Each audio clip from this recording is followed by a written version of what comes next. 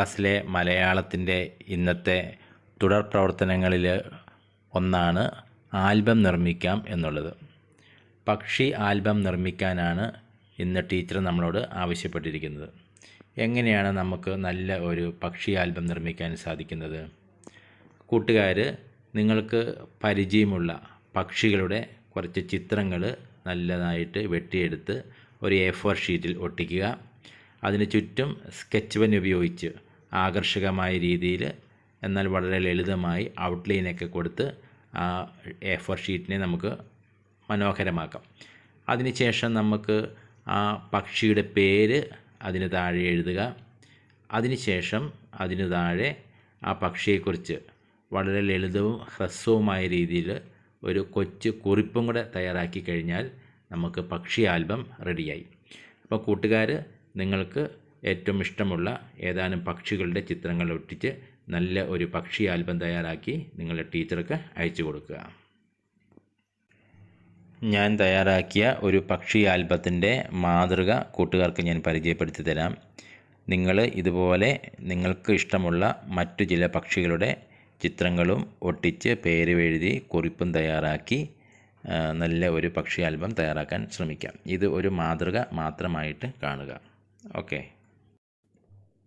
മലമുഴക്കി വേഴാമ്പൽ. കഴുകനോളം വലിപ്പമുള്ളതും തലയിൽ വലിയൊരു പാത്തി പിടിപ്പിച്ചതുപോലെ പ്രത്യേക ഭാഗവുമുള്ള പക്ഷിയാണ് മലമുഴക്കി വേഴാമ്പൽ. നമ്മുടെ സംസ്ഥാന പക്ഷിയാണ് മലമുഴക്കി വേഴാമ്പൽ. കാടുമുഴക്കി. ദേഹം മുഴുവൻ എണ്ണയിട്ടു മിനുക്കിയതുപോലെ തിളങ്ങുന്ന കറുപ്പ് നിറം. വാലിനറ്റത്ത് ഇഴകളുള്ള ഓരോ കമ്പിത്തൂവലുകൾ.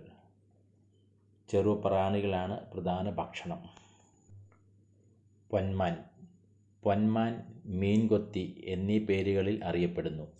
ജലാശയങ്ങളിൽ നിന്നും മീനിനെ കൊത്തിയെടുക്കാൻ നല്ല മിടുക്കാണിവന്. ശരീരത്തിൻ്റെ മുകൾ ഭാഗത്ത് നീല നിറവും തലയിലും കഴുത്തിലും ചോക്ലേറ്റ് നിറവും മാറിടത്തിന് വെള്ള നിറവും നീണ്ട കൊക്കിന് ചുവന്ന നിറവുമാണ് ഈ പക്ഷിയുടെ പ്രത്യേകത.